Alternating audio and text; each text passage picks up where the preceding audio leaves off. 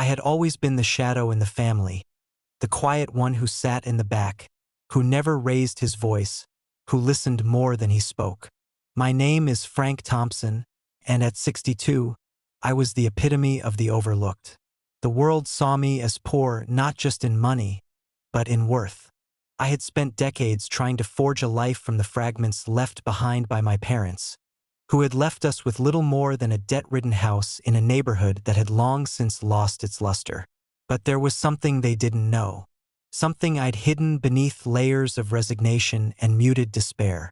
It was early on a dreary Tuesday when my son, Marcus, walked into my home with a face I had never seen before. He was pale, almost sickly, his eyes darting like a cornered animal. "Dad, we need to talk," he said, his voice barely more than a whisper, as if saying the words out loud would summon the very demons he was trying to evade. I set down the tattered book I had been reading, a worn copy of The Count of Monte Cristo, a tale of betrayal and revenge that resonated with me more than I had ever wanted to admit. I gestured for him to sit, my heart quickening as I sensed something was terribly wrong. The walls of our modest home, adorned with fading memories and dust, suddenly felt oppressive. "It's about the house," he began, his hands trembling as he fidgeted with the hem of his shirt. I got a call from a lawyer today."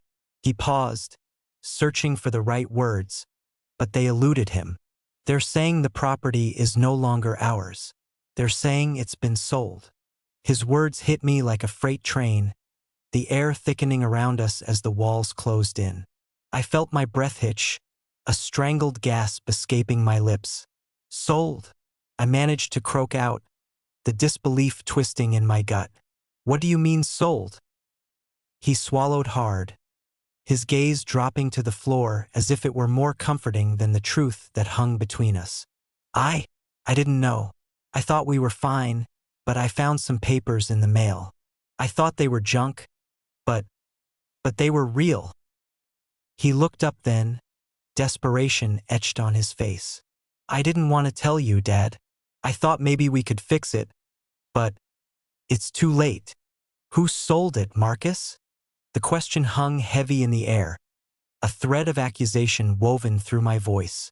I felt the old familiar sting of betrayal creeping back, a sensation I had hoped to bury long ago.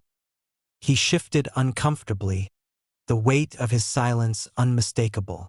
"It was Uncle Joe," he finally admitted, the name rolling off his tongue like a bitter pill. He got involved with some people. Bad people. They needed money, and he thought he could cash in on the house." I felt the world around me begin to tilt, the ground beneath my feet crumbling like the old foundation of our home. Uncle Joe had always been a man driven by greed, a shadow lurking in the periphery of our lives. He had taken advantage of our struggles, leveraging our misfortunes for his gain.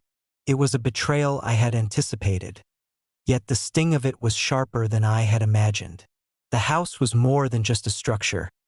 It was the last remnant of my parents' legacy, a place filled with echoes of laughter, sorrow, and resilience. "Why didn't you stop him?" I asked, my voice trembling with a mix of anger and hurt. "Why didn't you fight back?" "I thought I could reason with him, Dad. I didn't know he would go this far." Marcus's voice cracked, desperation pooling in his eyes. "But he said he had no choice. He was in too deep." Deep. The word echoed in my mind like a taunt. I had spent so many years trying to rise above the struggles of my past, trying to salvage something meaningful from the wreckage of my family's legacy. And now, with a single act of betrayal, it was all slipping away. That afternoon, as the sun dipped below the horizon, casting a somber glow across the room, I found myself spiraling into a dark abyss of anger and sorrow. I sat alone, the TV flickering in the background, but the noise faded into a dull hum as my thoughts spiraled. Marcus had always been my bright spot, my hope for a better future. But now he was just another casualty in a long line of betrayals.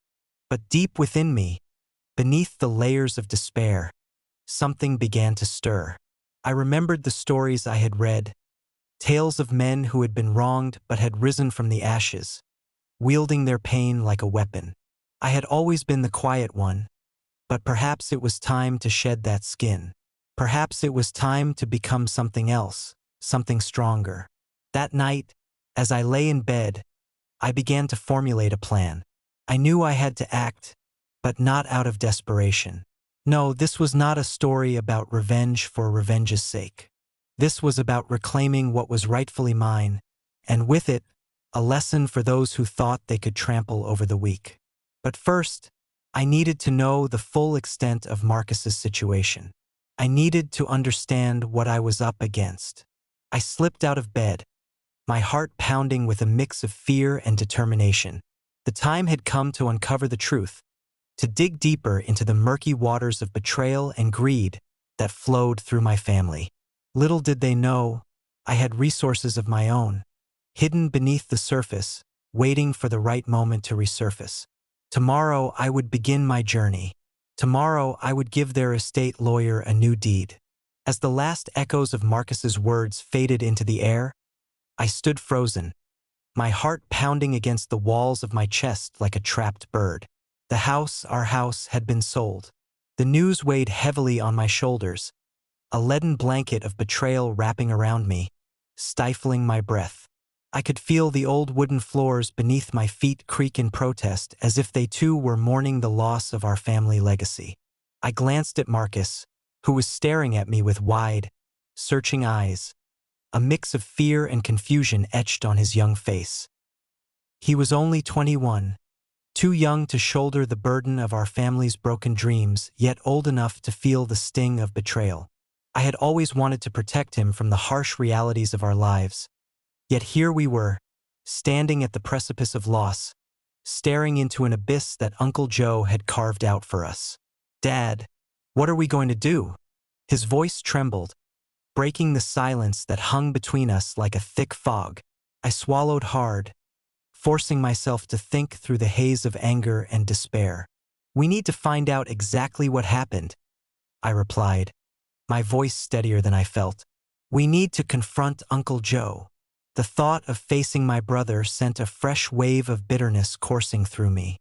Joe had always been the family's golden child, the one who could charm anyone into giving him what he wanted. But beneath that polished veneer lay a man driven by greed, a man who had no qualms about bulldozing through the lives of those he claimed to love. I turned away from Marcus, needing space to gather my thoughts. The walls of our modest home seemed to close in around me, adorned with fading memories and dust. Each picture frame told a story of happier times. Birthdays, graduations, and family gatherings overshadowed by the looming specter of betrayal. I felt as if the very soul of the house was crying out, urging me to fight for it. "Dad!" Marcus's voice cut through my reverie, pulling me back to the present. "What if he refuses to talk? What if he's already made a deal?" I looked at my son, his youthful face marred by worry, and felt a surge of determination. "Then we find a way to make him talk. I won't let him get away with this." As my resolve solidified, I felt a flicker of hope igniting within me.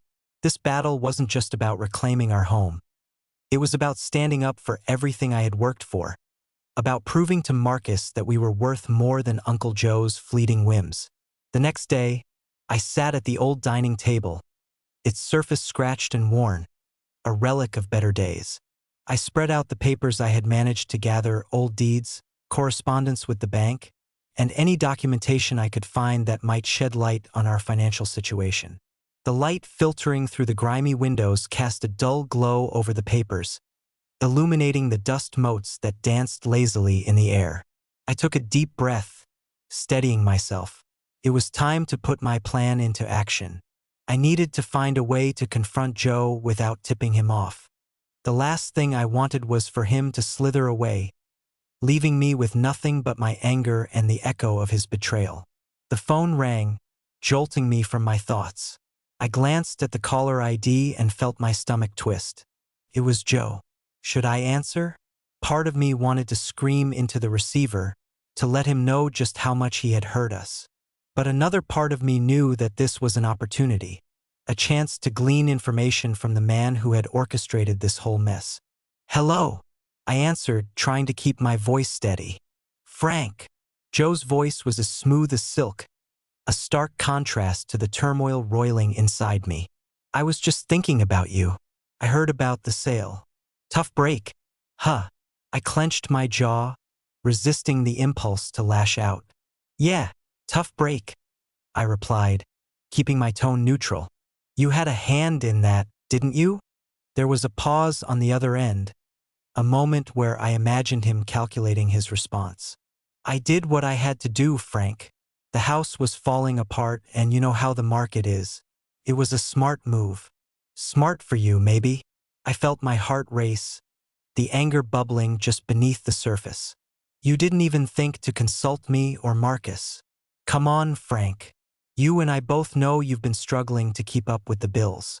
The place was a liability. I did this for you. Don't you dare say that." My voice rose, startling both of us. "You did this for yourself. You wanted a quick payday, and you didn't care who you stepped on to get it. Now, let's not get heated. I just want what's best for the family, you know that." His voice dripped with insincerity. "Family? You've made it clear what you think of family." I shot back, my pulse racing. "You've betrayed us, Joe." "Betrayed? That's a bit dramatic, don't you think?" He chuckled, the sound grating against my nerves. "You're being emotional, Frank. Just think about it rationally. It's a business decision." Business? Or theft? I could feel the walls of my home closing in, the memories whispering their disapproval. "I'll find a way to challenge this. You can't just take what doesn't belong to you." "Good luck with that," he said, a hint of amusement in his tone. "You'll need it." With that, he hung up, leaving me staring at the phone in disbelief. I had expected a fight, a chance to lay bare my grievances, but all I had gotten was his smug indifference. I felt a wave of frustration wash over me. "Dad." Marcus's voice broke through my thoughts again as he emerged from the hallway, looking uncertain. "What did he say?" I placed the phone down and leaned back in my chair, rubbing my temples as if to ease the tension that had settled there. "He thinks he's justified. Claims it was all a smart business move." Marcus frowned. "But it's our home. How can he think it's okay to sell it without even talking to us?" I nodded, the weight of my son's words settling heavily in the air. "He doesn't see it that way. To him, it's just a deal. We're just obstacles in the way of his profit." Marcus crossed his arms, his youthful indignation flaring to life. "We have to stop him, Dad. We can't let him get away with this." I looked at my son, his passion igniting a fire within me. "We will, Marcus, but we need to be smart about it. We'll gather evidence, dig into whatever dealings he has. I'll find a lawyer, someone who can help us navigate this mess. Do you think we can win?"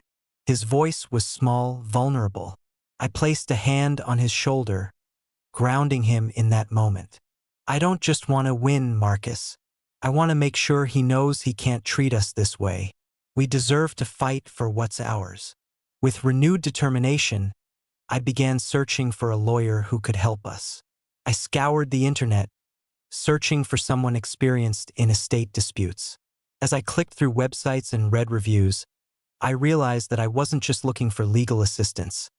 I was searching for a lifeline, a way to reclaim the pieces of my life that had been so carelessly tossed aside. Hours passed as I pored over potential candidates, but I felt a sense of purpose building within me. I was no longer the overlooked man in the shadows. I was a father defending his son, a man ready to reclaim what was rightfully his. The phone rang again, cutting through my thoughts. I picked it up, my heart racing at the prospect of more news. "Frank Thompson?" a voice said, crisp and professional. "Yes, this is he."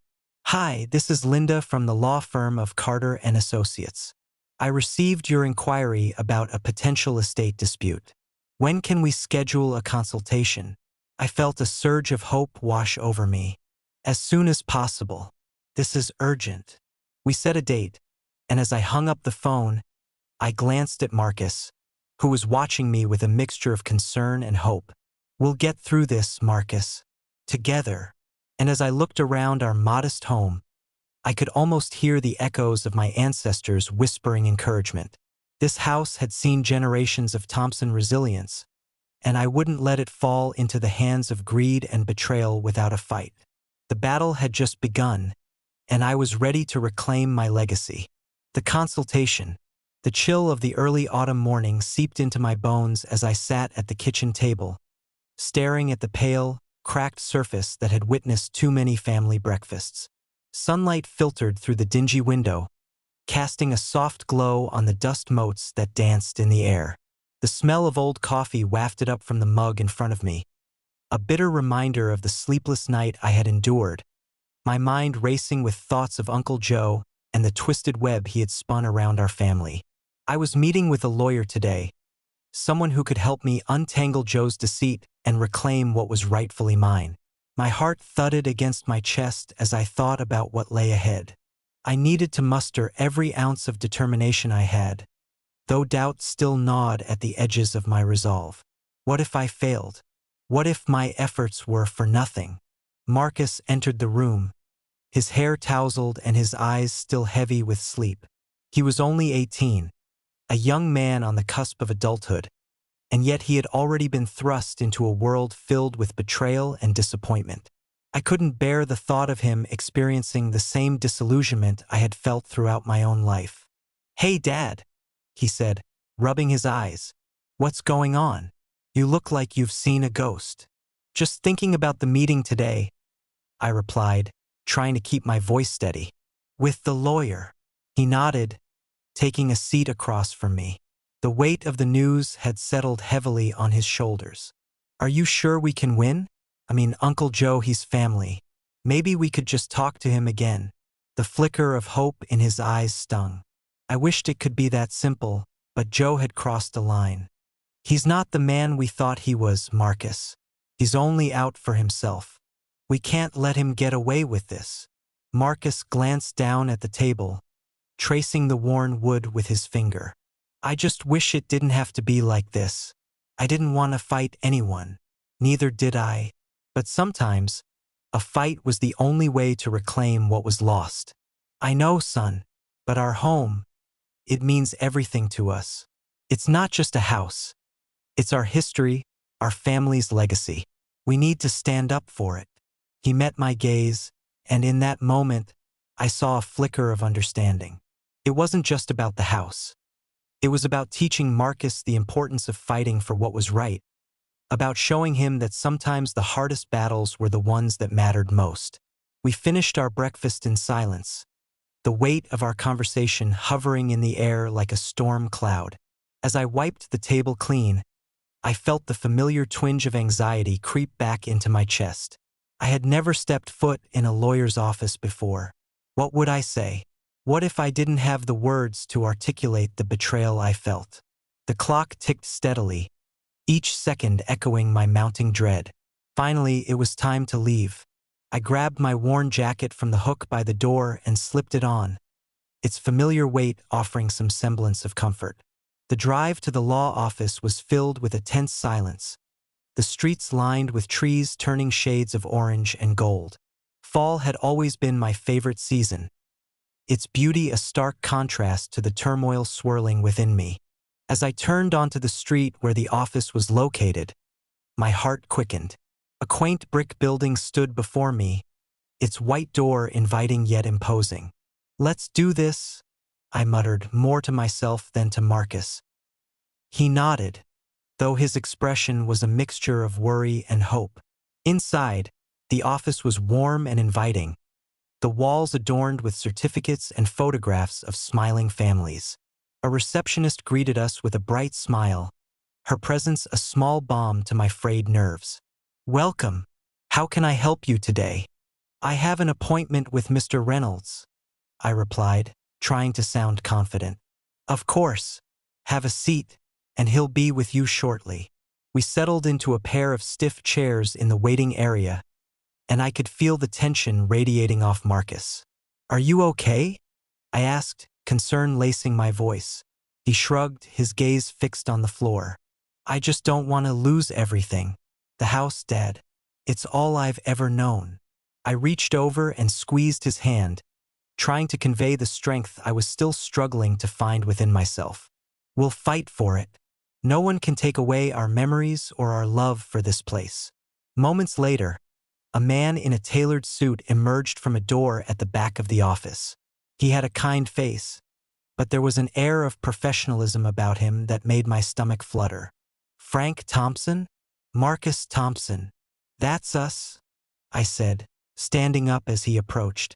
Mr. Reynolds, it's a pleasure to meet you both. He extended his hand, and I took it, feeling the firm grip that spoke of confidence and experience. Let's step into my office and discuss your situation. As we walked into his office, I couldn't shake the feeling that this was a pivotal moment.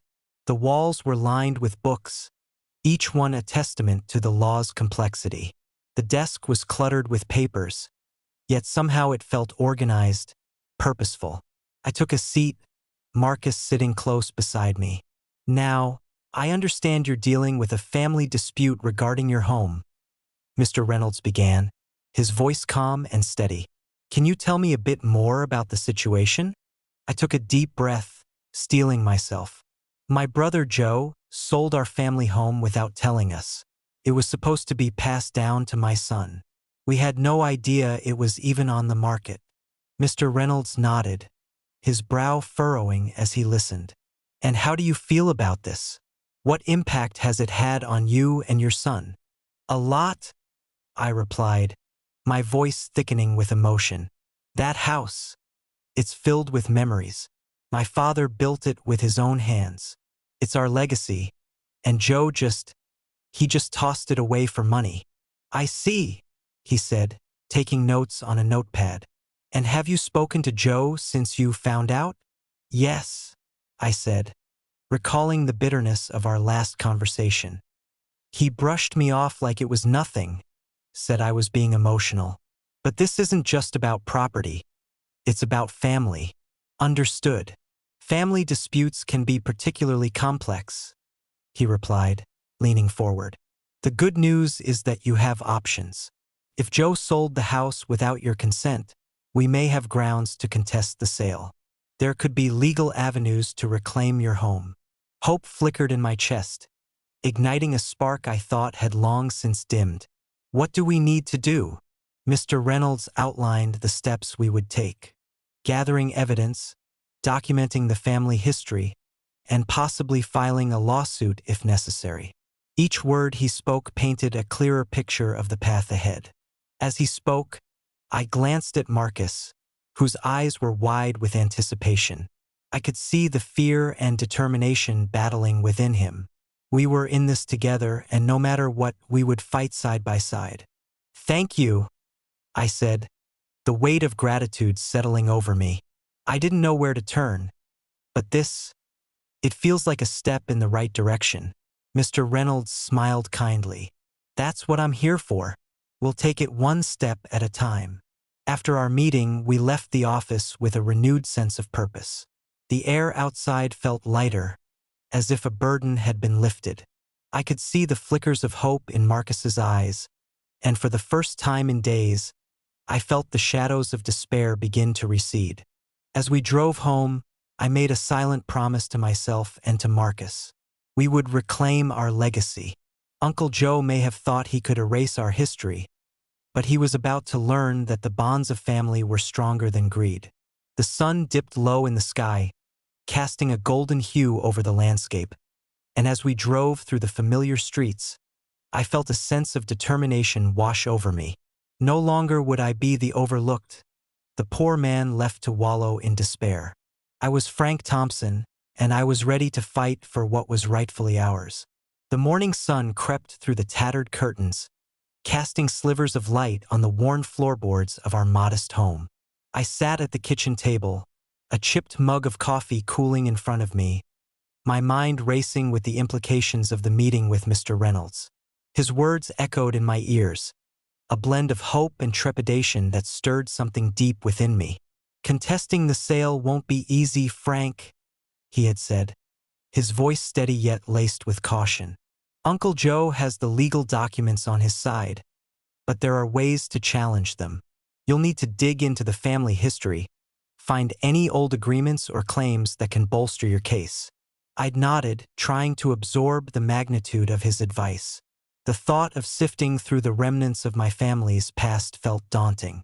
After all, the walls of our home were adorned with fading memories, and dust had settled thick over the years. But the anger simmering in my veins refused to let me yield to despair. Dad! Marcus's voice broke through my reverie, pulling me back to the present. He stood in the doorway, still in his pajamas, his tousled hair making him look younger than his 16 years. The innocence in his eyes was a stark contrast to the turmoil swirling around us. Yeah, I replied, forcing a smile that felt foreign on my lips. Are we really going to fight Uncle Joe? He asked, his tone a mixture of hope and uncertainty. I studied my son, the way his brow furrowed as he sought reassurance. We will, Marcus. We're not letting him take what's ours without a fight. His expression shifted, a flicker of admiration dancing in his gaze. It was a small victory, but it was enough to reignite my determination. Can I help? Of course you can. We'll need to gather evidence. Any documents or photos that can prove our claim. It's a family home after all. Marcus nodded vigorously, a spark igniting in his eyes. I'll check the attic. There might be old stuff up there. Good idea. I'll start looking through the drawers in my study. As he bounded up the stairs, a whirlwind of energy, I felt a glimmer of hope pierce through the darkness that had enveloped me since the news of the sale. Perhaps this wasn't just about reclaiming our home. It was about reclaiming our family, our identity, and our worth. I pushed back my chair and ambled into my study, the air thick with the scent of old books and dust. The room was a time capsule, filled with the remnants of my life, books that had shaped me, family photographs that whispered stories of a happier time. With each drawer I opened, I was reminded of the laughter and lessons that had once echoed within these walls. I rummaged through the clutter, my fingers grazing over yellowed papers and brittle photographs. There were pictures of my parents, young and vibrant, standing proudly in front of our home, a home that had witnessed generations of joy and sorrow. I paused, my heart heavy with nostalgia. Then I found it, a faded document tucked away in the back of the bottom drawer. My breath hitched as I pulled it out, the edges crumbling under my touch. It was an old deed, the ink faded but legible, detailing the transfer of ownership from my grandparents to my parents. It was a piece of our history, a tangible reminder of what we had lost. I couldn't help but smile at the thought that this could be more than just paper. It could be leverage against Uncle Joe. Dad, come look at this. Marcus's voice echoed from the attic, excitement spilling over with each word. I rushed up the stairs, the document clutched tightly in my hand. As I entered the attic, the sight before me struck me like a punch to the gut. Marcus stood surrounded by boxes, a treasure trove of forgotten memories. He held up an old photo album, its edges worn but the cover still intact. Look at this, he exclaimed, flipping it open to reveal pictures of our family through the years, birthdays, holidays, and even the day Marcus was born. There's so much here. I stepped closer, my heart swelling as I glanced at the images. There we were, smiling faces frozen in time, a testament to the love that had once filled this home. This is perfect, I said, my voice thick with emotion. We can use these to show what this house means to us. He thumbed through the pages, his eyes wide with wonder. I can help you organize everything. We can make a case for Uncle Joe. Exactly, I replied, feeling a surge of pride. We're going to show him that this isn't just about the house. It's about our family legacy. As we combed through the attic, I was struck by a profound realization. It wasn't just the physical structure of the house that mattered. It was the memories, the laughter, and the love that had been cultivated within its walls. They were the essence of who we were, a family forged in resilience, despite the betrayals that threatened to tear us apart. A few hours later, with the sun dipping low in the sky, we laid out our findings on the old dining table. The photographs were arranged alongside the deed I had discovered, each item a piece of the puzzle we were determined to solve.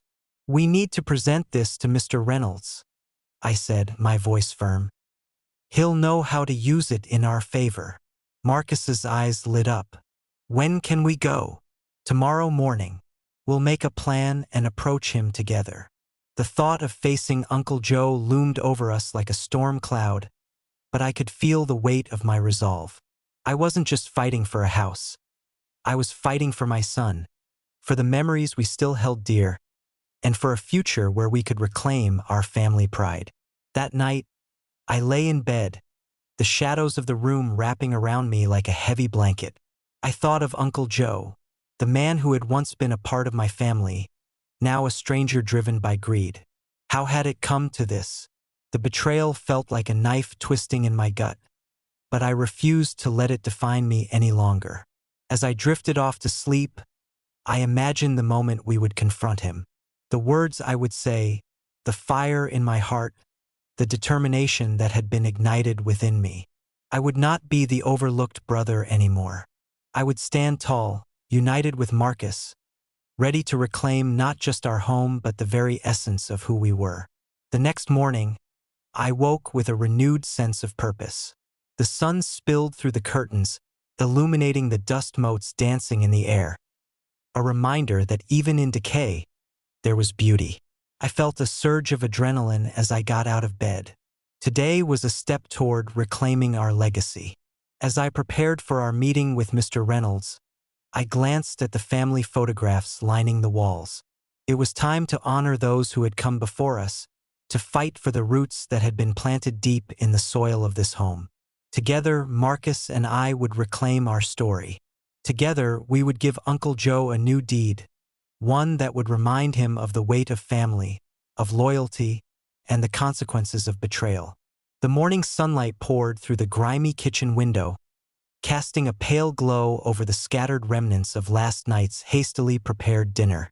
The scent of burnt toast lingered in the air, a telling reminder of my distracted state. As I stared at the yellowed walls, adorned with peeling paint and the echoes of laughter from better days, I felt a surge of determination. Today was the day we would begin to reclaim more than just the house. We would reclaim our dignity. "Dad, are you ready?" Marcus's voice broke through my reverie, pulling me back from the depths of my thoughts. He stood at the threshold of the kitchen, an anxious look plastered across his youthful face. It was a look I had seen far too often lately, one of uncertainty mixed with a flicker of hope. I nodded, forcing a smile that felt foreign. "As ready as I'll ever be." I glanced at the clock on the wall, its hands moving relentlessly, reminding me of how time had slipped through my fingers like sand. Today, we would meet with Mr. Reynolds again, and the weight of that meeting pressed heavily on my chest. Marcus shuffled into the kitchen, the floorboards creaking beneath his feet as he approached the table cluttered with papers we'd gathered. "Do you think he'll have good news?" There was a quiver in his voice, a mix of eagerness and fear. I sighed, rubbing my temples as if I could massage the answers into existence. "I hope so, Marcus, but we should be prepared for anything. Uncle Joe won't back down without a fight." The bitterness in my voice surprised even me. I didn't want to instill fear in my son, but I had learned that hope often walked hand in hand with disappointment. We finished our breakfast in silence, the weight of our unspoken thoughts hanging between us. I could see the way Marcus's hands trembled slightly as he gathered the papers. It struck me how much he resembled me at his age, a mix of determination and the burden of family expectations. I wanted better for him. I wanted him to fight for our family name, not just for a house. As we stepped outside, the crisp air greeted us, tinged with the scent of autumn leaves beginning to fall. The world around us was vibrant, while our lives felt increasingly muted. I glanced at our home, its sagging roof, the overgrown weeds spilling into the yard, and the chipped paint that hid the stories within. This was not just a building. It was our history, our sanctuary, and I wouldn't let Uncle Joe take that from us. The drive to Mr. Reynolds's office was filled with a heavy silence. I could see Marcus's thoughts churning, and I wanted to reach out and reassure him. You know, your great-grandfather built this house with his own hands, I said, breaking the quiet. He poured his heart into every beam and shingle. This isn't just property to us. It's our legacy. Marcus turned to me, his eyes wide with curiosity. Really? I didn't know that. Why didn't you ever tell me? I shrugged, feeling the weight of my own past pressing down on me. I guess I didn't want to burden you with the stories of our struggles. I wanted you to focus on building your own life, free from the weight of family history. He nodded, absorbing my words. But fighting for it is part of it, right? I want to help, Dad. I want to learn. A flicker of pride surged within me. I had raised a son who understood the importance of legacy, even if it was marred by betrayal. Then let's make sure we do this together, I said, my voice stronger now. Whatever happens today, we'll face it as a team. As we parked outside Mr. Reynolds's modest office, a small brick building that seemed to blend into the surrounding landscape, I took a deep breath, steeling myself for what lay ahead. We stepped inside, the familiar scent of aged paper and coffee wrapping around us like a comforting embrace. Frank, Marcus, I'm glad to see you both, Mr. Reynolds greeted us, his warm smile contrasting sharply with the crispness of the morning. His silver hair gleamed under the fluorescent lights, but his deep-set eyes held a wealth of experience. I've been reviewing the documents you brought in, and I think we might have a solid case. Hope fluttered in my chest, a fragile thing amidst the looming shadows of doubt. What did you find? I asked, leaning forward, eager for any glimmer of light. Well, the sale of the house was indeed questionable, he began, gesturing for us to take a seat around his cluttered desk.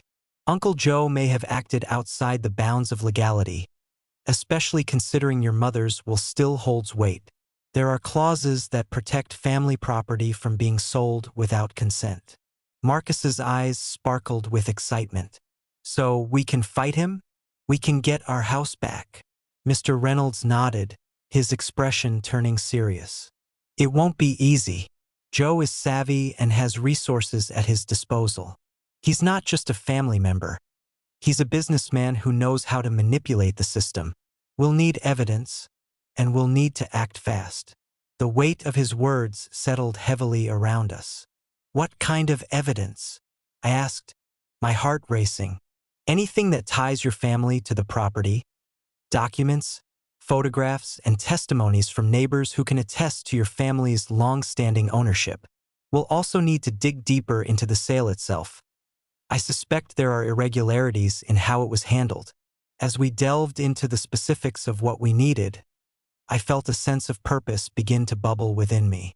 This was no longer just about reclaiming a house. It was about standing up against the injustices of our past, about rewriting the narrative that had long been dictated by Uncle Joe's greed. By the time we wrapped up the meeting, I had a list of tasks that felt daunting but attainable. We left Mr. Reynolds's office with a renewed sense of determination, the air between us charged with a mix of fear and excitement. Dad, I can help with the documents, Marcus said, his voice steady. We can start with the attic. I remember seeing a lot of old photos and papers up there. I smiled, feeling the bond between us strengthen with every word. That sounds perfect, Marcus. Let's meet back here in 2 days with whatever we find. We'll show Uncle Joe that he can't just walk all over us. As we drove home, the landscape around us transformed from the sterile confines of the city to the familiar streets of our neighborhood. Each turn brought with it a wave of nostalgia, memories of birthdays celebrated and quiet evenings spent in the backyard. The house loomed ahead, its presence both daunting and comforting, a reminder of everything we had to lose. Once home, we climbed the rickety stairs that creaked under our weight, just like the burdens we carried. The attic door groaned as I pushed it open, revealing a dimly lit space filled with boxes and dust motes dancing in the air. The remnants of our family's past lay scattered before us, waiting to be unearthed. "Where do we start?" Marcus asked, his eyes wide as he surveyed the chaos. "Let's begin with that box in the corner," I suggested, pointing to a weathered container that looked like it hadn't been touched in years. "It might hold some memories worth fighting for." As we sifted through the contents, the past came alive, old photographs of my parents, their smiles bright and full of life, letters filled with love and longing, and documents that told the story of our family's struggles and triumphs. Each item we uncovered felt like a piece of ourselves, lost but now found again. "Look at this," Marcus exclaimed, holding up a faded newspaper clipping. "It's about the house being built." I took it from him, my fingers tracing the edges of the brittle paper. "This was a big moment for our family," I said softly, memories flooding back. The pride my father felt, it was palpable. As the afternoon wore on, we uncovered more treasures, laughter punctuating the air as we reminisced about the stories behind each item. But beneath the excitement lay an undercurrent of urgency. We were racing against time, against Uncle Joe's greed. "Dad," Marcus said, breaking the silence as he held up a photograph of my childhood home, the sun shining brightly over it. "What if we put a scrapbook together? We can organize everything and present it to Mr. Reynolds. It'll show how much this house means to us." I felt a swell of pride. "That's a brilliant idea, Marcus. A visual representation of our history and our fight." We spent the rest of the evening poring over our findings, the attic becoming a sanctuary filled with laughter and memories. Each photograph, each letter, felt like a stepping stone toward reclaiming our legacy. As the sun dipped below the horizon, casting shadows that danced across the walls, I looked at my son and saw not just a boy caught in a family crisis, but a warrior ready to fight for what was right. In that moment, I realized that our battle wasn't just against Uncle Joe. It was for every generation that came before us, for every sacrifice made in the name of family. "Tomorrow," I said, my voice laced with determination, "tomorrow we'll start fighting back. We'll show Uncle Joe what it means to truly be a Thompson." Marcus nodded, a fierce glint in his eye. Together we would forge ahead, not just to reclaim our house, but to reclaim our dignity, our history, and our future. The winds of change were beginning to stir, and I could feel the tide turning in our favor. The fight had only just begun. The sun hung low in the sky, casting an orange glow that filtered through the dusty windows of our modest home. Each ray felt like a spotlight illuminating the ghosts of memories trapped within these walls, reminding me of the life I had fought to build and protect.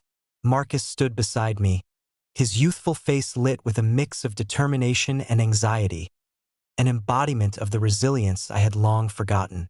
"Dad, do you really think we can win?" he asked, his voice barely above a whisper, as if the weight of our plan might shatter the fragile air around us. I glanced at him, taking in the way his brow furrowed with worry. It was a stark reminder of everything we stood to lose. "We have to try, Marcus. Uncle Joe thinks he can take everything from us, but this house, our home, means more than just bricks and mortar. It's our history." The thought of Joe's betrayal twisted my insides like a knife, but I forced myself to push it aside. I was no longer that man who had cowered in the shadows of my family's decisions. I was a father fighting for his son, for our legacy. We gathered around the dining table, cluttered with stacks of documents and faded photographs. Each item told a story, a thread in the tapestry of our family history. I picked up an old picture, the edges yellowed with age. It was my parents standing proudly in front of the house, their smiles frozen in time. "They believed in this place," I murmured, tracing the outline of my mother's face. "Yeah, and we can't let Joe's greed erase that," Marcus replied, his youthful fervor igniting a spark within me. With a deep breath, I spread the papers across the table, each one a potential weapon in our fight. Mr. Reynolds thinks we might have a case. If we can prove that Joe acted without our consent, we might be able to reverse the sale. Marcus leaned in, his eyes wide with curiosity. What do we do next? We need to gather more evidence, letters, anything that shows our connection to this house and that Joe had no right to sell it. We'll meet with Mr. Reynolds again tomorrow to go over what we have. Then we confront Joe. The determination in my voice surprised even me. It was a plan, a small ember of hope in a dark room.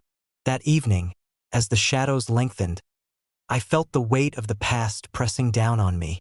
Memories of my father's laughter echoed in my mind, and I could almost hear my mother's gentle voice reminding me to stand tall.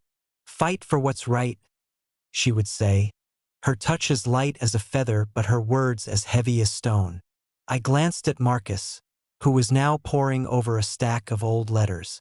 "Dad, look at this," he called out, his voice a mix of excitement and disbelief. "This is from Grandma. She wrote about how much the house meant to her, how it was a place of love and family." I moved closer, peering over his shoulder as he read aloud. "This house has seen our laughter, our tears, and the dreams we've built together. It is not just a structure. It is the foundation of who we are." I felt a lump in my throat. Exactly. This isn't just a house. It's our legacy. We can use this to show that Joe's actions were not only illegal, but also a betrayal of everything our family stands for. The night wore on as we sifted through papers, piecing together the story of our family and our home. Each letter, each photograph, was a reminder of the love that had flourished within these walls, and it fortified my resolve. But as I settled into bed that night, weariness weighed heavily on my chest. I closed my eyes, but sleep eluded me as my mind spiraled through a maze of thoughts. Would we really be able to take back what was rightfully ours? What if Joe had covered his tracks too well? As dawn broke, I awoke with a sense of urgency.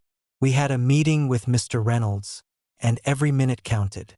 I quickly dressed, the chill of the morning air biting at my skin, but I welcomed it as a reminder that I was alive, that I was fighting.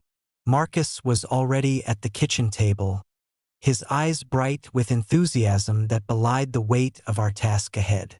"I made us some coffee, Dad. It's strong, just like we need to be today."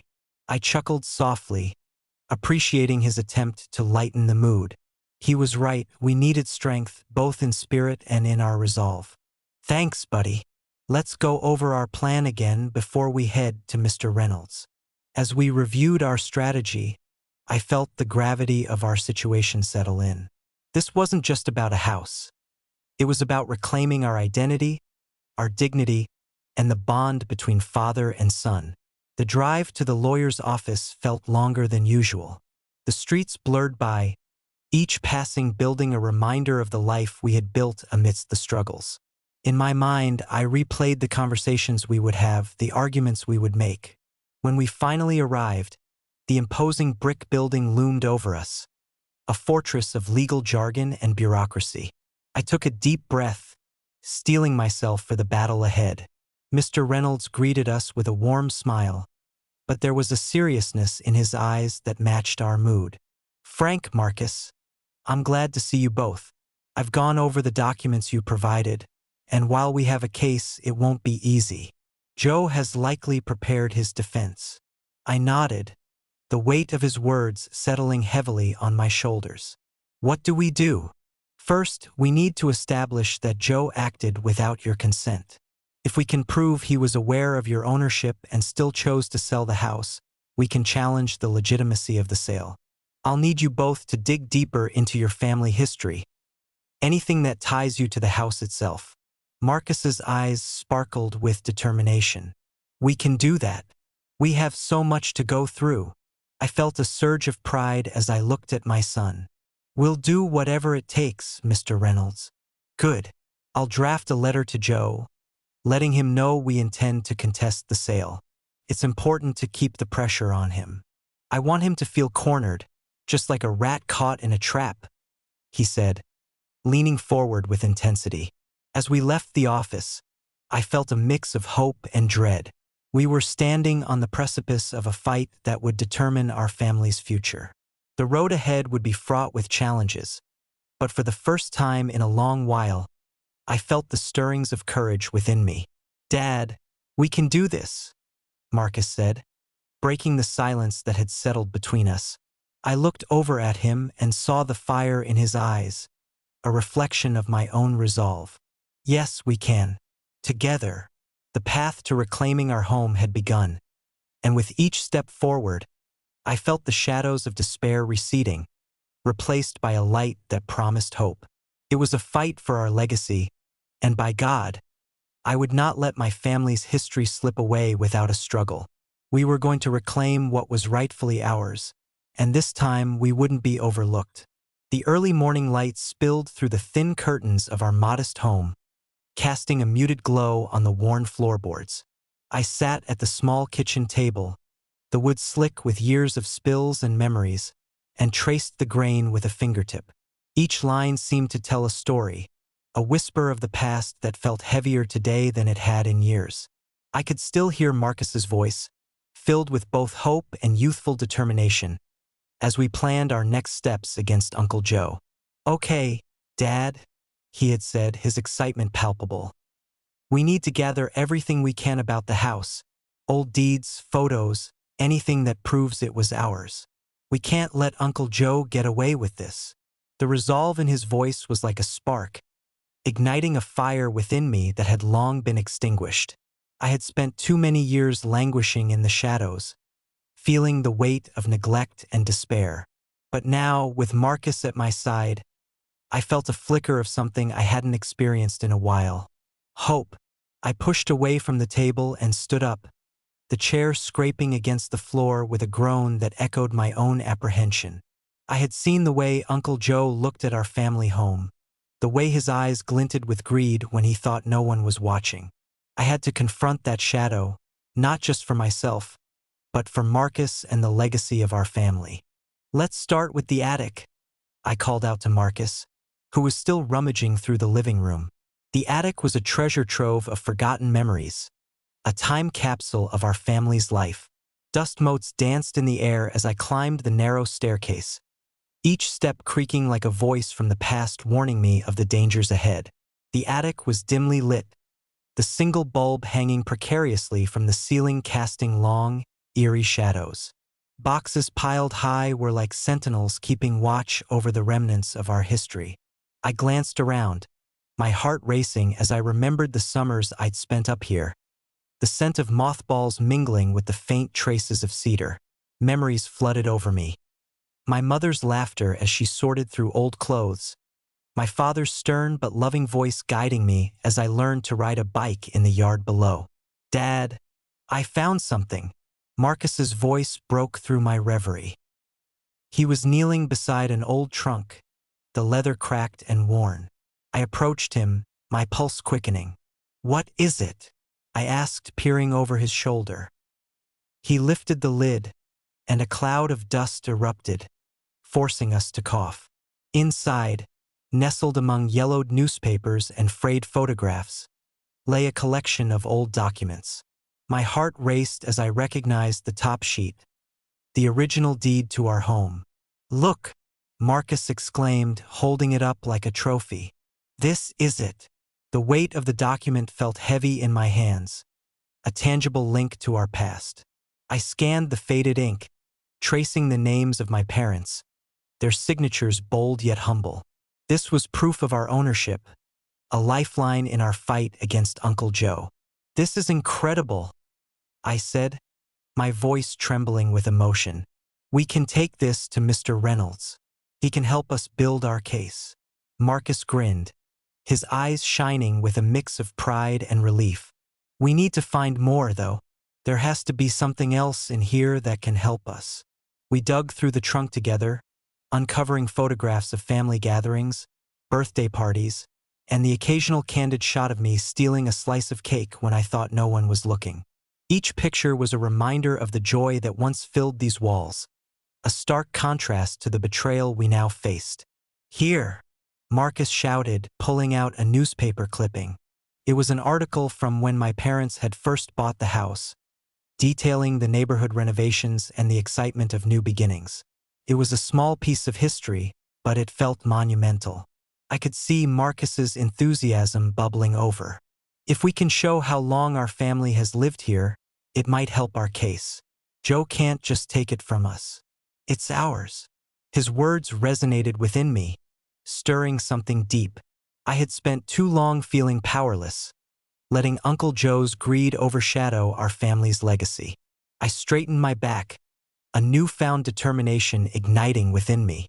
"Let's keep searching," I said, my voice steady. "There must be more." We spent the next hour sifting through the attic, unearthing remnants of lives once lived. Old toys, dusty books, and forgotten letters that spoke of love and loss. Each item was a testament to our family's journey, a journey that Uncle Joe had tried to erase with a single stroke of a pen.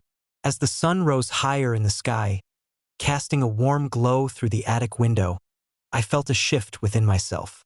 I was no longer just a man overlooked by life. I was a father ready to fight for his son, for our home, and for the legacy of those who came before us. Finally, we descended from the attic, arms laden with our findings and hearts filled with hope. I glanced at Marcus, who was practically bouncing on the balls of his feet. "Let's take this to Mr. Reynolds," I said, determination surging through me. We made our way to the old law office nestled between a bakery and a flower shop, the familiar scent of fresh bread wafting through the air. I had always found comfort in Mr. Reynolds's presence, a solid rock in a sea of uncertainty.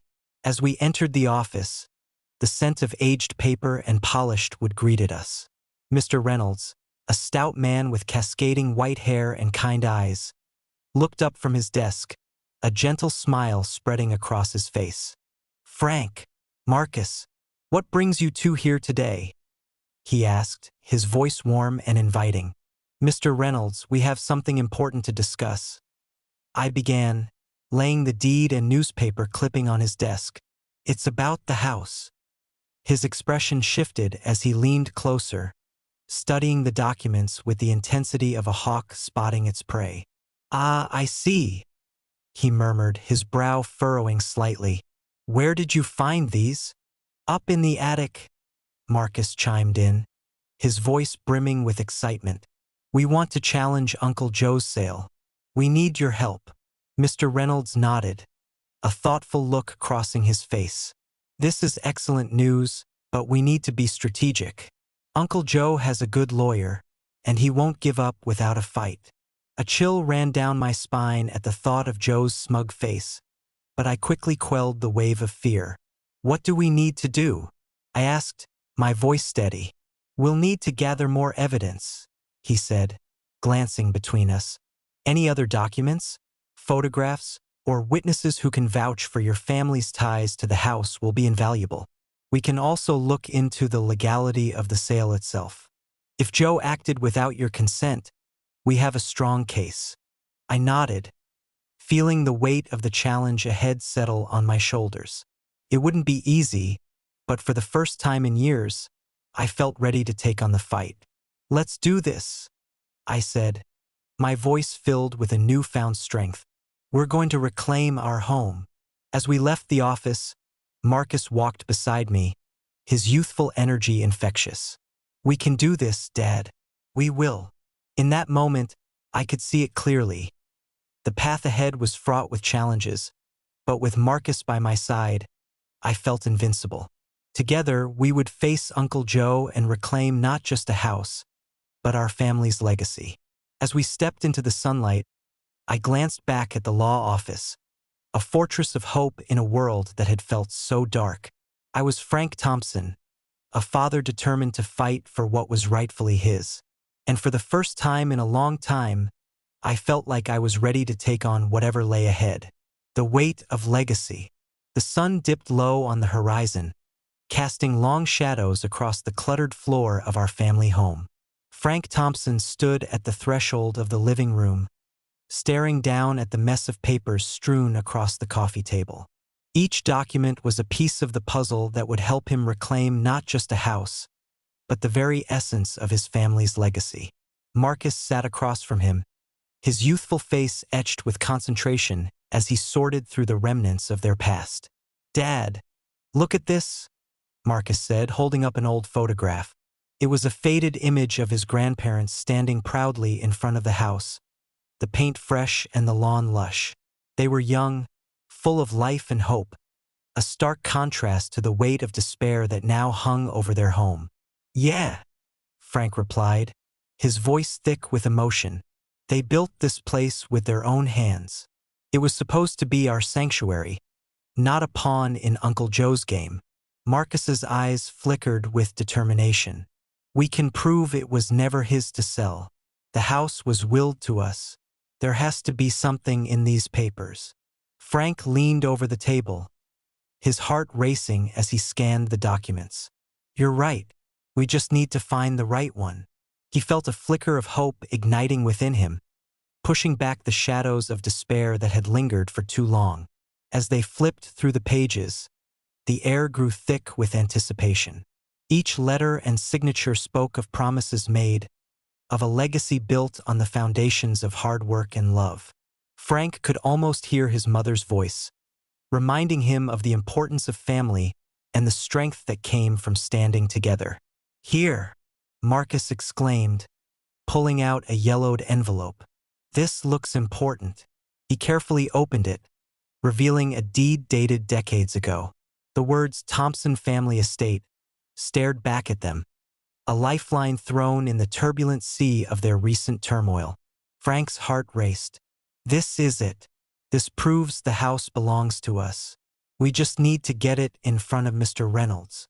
He could feel the adrenaline coursing through his veins, the weight of his family's history pushing him forward. "Do you think we can confront Uncle Joe now?" Marcus asked, his voice wavering between excitement and trepidation. Frank took a deep breath, steadying himself. "Not yet. We need to be smart about this. We have the deed, but we need to gather more evidence. I want to know exactly what he's been up to and how deep this goes." As night fell, the house transformed, shadows creeping into corners that once felt warm and inviting. Frank lit a few candles, their flickering flames casting dancing shadows across the walls. Each flicker reminded him of the ghosts of his past, the laughter that once filled the air now replaced by a heavy silence. "Let's take a break," he suggested, rubbing his temples. "We can regroup tomorrow after we see Mr. Reynolds."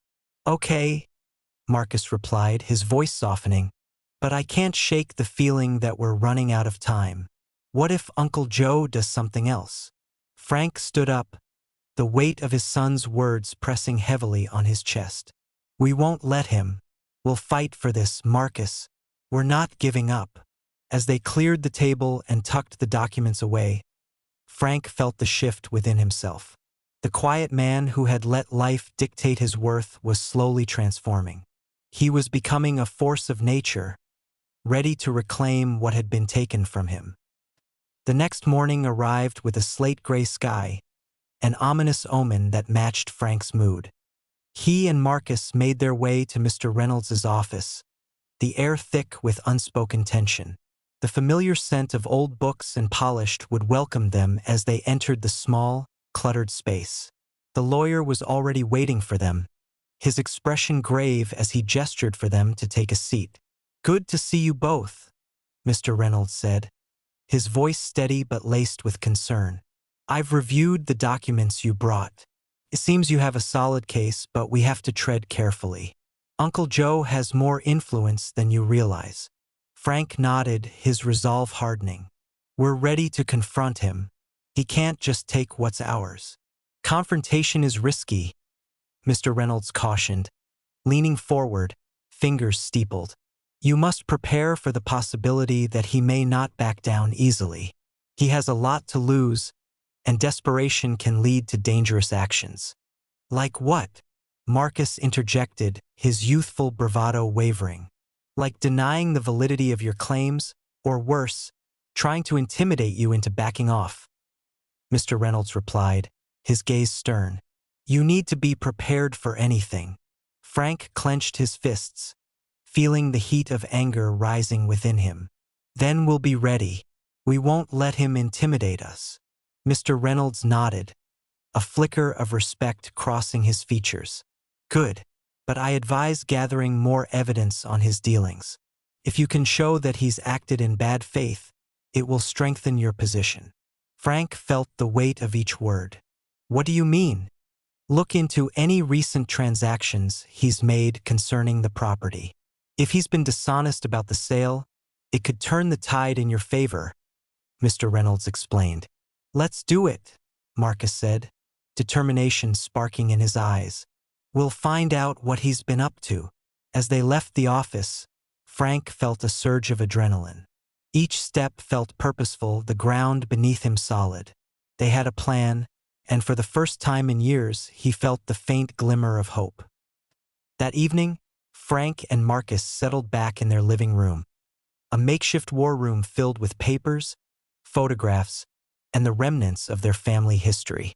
They worked late into the night, driven by a shared sense of purpose. With each document they unearthed, Frank felt a deeper connection to his family and their legacy. Look at this, Marcus said, pointing to a newspaper clipping from years ago. It detailed a community meeting where Uncle Joe had been praised for his contributions to the neighborhood. He's been manipulating everyone. If he's using his influence to push us out, it'll only take one person to speak up. Frank's heart raced at the thought. You're right. We need to find people who know him, people who can testify to his character. His reputation is built on a house of cards. As the clock ticked past midnight, a sense of urgency wrapped around them. They were no longer just reclaiming a house. They were fighting for their identity, for the memories that had shaped them, and for the future they wanted to build. Tomorrow we'll start making calls, Frank said, his voice steady. We'll gather everything we can. And when the time comes, we'll confront Uncle Joe with the truth. Marcus nodded, his youthful determination shining through. We'll do this together, Dad. I believe in us. Frank felt a swell of pride and gratitude for his son. In this battle for their legacy, he was no longer alone. Together, they would stand against the storm, ready to reclaim their home and honor the memories of those who had come before them. As they turned off the lights and settled in for the night, Frank's heart was heavy with determination. The fight was just beginning, but for the first time in years, he felt ready to face whatever lay ahead. The shadows of the past would not define him. He would carve out a future for his family, one rooted in resilience and hope. The pursuit of justice. The silent tension that hung in the air was almost palpable, a thick fog of uncertainty wrapping around us as we sat across from Mr. Reynolds in his modest office. The walls were lined with books, volumes stacked haphazardly like the memories of my family. Some cherished, others dusty and forgotten. I could almost hear the whispers of my ancestors urging me to fight for what was rightfully ours. Let's go over what we have, Mr. Reynolds said, his voice steady, cutting through the emotional haze that clouded my mind. He leaned forward, his fingers steepled together, the faint glow of the desk lamp illuminating the creases of his worried brow. The original deed is our strongest piece of evidence. It clearly establishes your family's ownership of the property. Marcus, seated beside me, shifted restlessly in his chair. He had been unusually quiet since we discovered the truth about Uncle Joe's betrayal, and I could sense the turmoil brewing beneath his youthful exterior. But what about the sale? He asked, his voice almost a whisper. How can we prove it was illegal? From what we've gathered, it seems Uncle Joe may have taken advantage of your mother's declining health to push through the sale without proper consent, Mr. Reynolds explained. If we can demonstrate that he acted in bad faith, we might have a case. We'll need to find witnesses who can testify to your family's intentions regarding the home. The weight of those words settled heavily on my chest. Witnesses, I echoed, my mind racing. Who would even remember our family's history well enough to help us? The walls of our modest home had seen countless gatherings, but those memories felt distant, like shadows fading at dusk. Yes, Mr. Reynolds said, nodding. We need to track down anyone who might have insight into your mother's wishes. Neighbors, old friends. Anyone who knew your family and can vouch for the fact that your mother intended for the house to stay within the family. Marcus's eyes lit up suddenly, a flicker of determination breaking through his earlier despondence. What about Mrs. Henderson? She's lived next door for years. She used to talk to Mom all the time. I felt a surge of hope at the mention of our old neighbor. Mrs. Henderson had been a constant presence in our lives, her laughter mingling with the sound of children playing in the yard. That's a great idea, Marcus, I said, my voice steadier now. Let's start there. After a brief discussion, we decided to visit Mrs. Henderson that afternoon.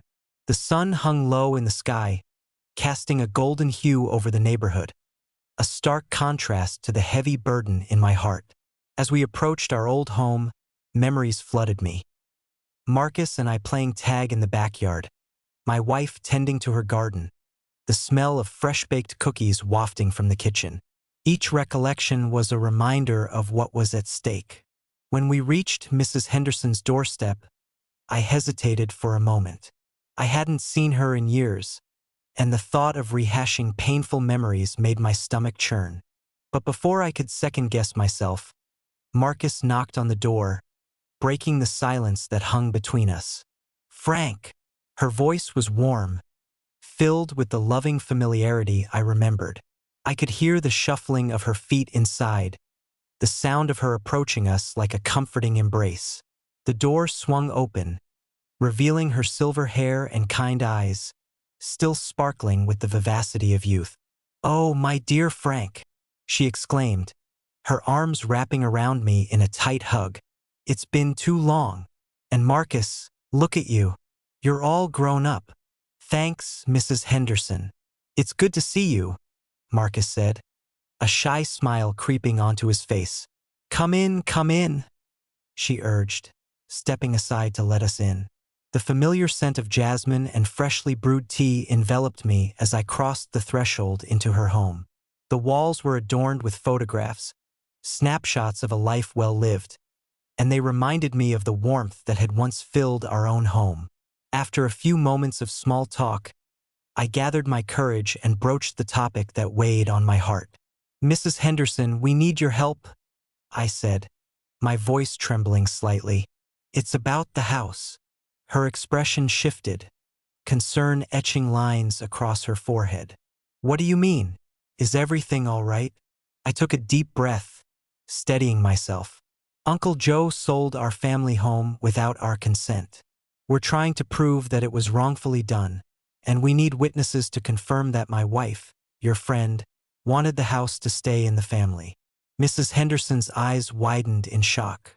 "Oh dear, I had no idea. That man has always been trouble. I'll do whatever I can to help you, Frank. I know how much that home meant to your family." Her willingness to assist brought a swell of gratitude to my chest. We spent the next hour reminiscing about my wife and the memories we shared in that house. Mrs. Henderson spoke fondly of the Sunday dinners, the laughter, and the love that filled those walls. Each word she uttered felt like a stitch in the frayed tapestry of our family's history, binding us together once more. Before we left, she promised to gather her thoughts and recall any conversations she had with my wife regarding the house. As we stepped outside, the weight of our mission felt lighter, buoyed by the hope that perhaps we could reclaim what was rightfully ours. On the way home, I glanced at Marcus, who looked contemplative. "You okay?" I asked, noting the furrow in his brow. "Yeah, I can't believe Uncle Joe would do something like this. It feels like a betrayal, you know?" he replied, his voice cracking slightly. "I thought family was supposed to look out for each other." I nodded, feeling the bittersweet sting of his words. "Family should," I said quietly. "But sometimes, greed can blind people to what really matters." As we entered our home, I felt the familiar chill of despair creeping in again. The walls, once a refuge, now felt like prison bars, enclosing us in our turmoil. But I didn't have the luxury of giving in.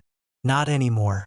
Over the next few days, we plunged into our research, combing through old photographs, letters, and any legal documents we could find.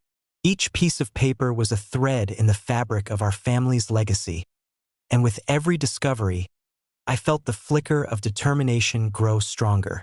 Mrs. Henderson eventually returned with her recollections, each memory like a beacon of light in the dark. She spoke of my wife's dreams for the house, her hopes of passing it down to Marcus. It was the affirmation I needed, a reminder that our fight was not just about property. It was about preserving the legacy of love and belonging that had once thrived within those walls. With Mr. Reynolds's guidance, we began to formalize our case against Uncle Joe. We gathered affidavits, testimonies, and evidence, piecing together a narrative that would expose the truth. I felt a sense of purpose rising within me, a fire igniting where once there had been only despair. As we prepared for our confrontation with Uncle Joe, I knew this was more than just a battle for a house. It was a fight for my family, for Marcus, and for the memory of my wife. I could feel the strength of my ancestors behind me, urging me to reclaim what was rightfully ours. With each passing day, I grew more resolute, ready to face the man who had tried to steal our legacy. The darkness that had once enveloped me was giving way to a fierce light, and I was prepared to let it shine through.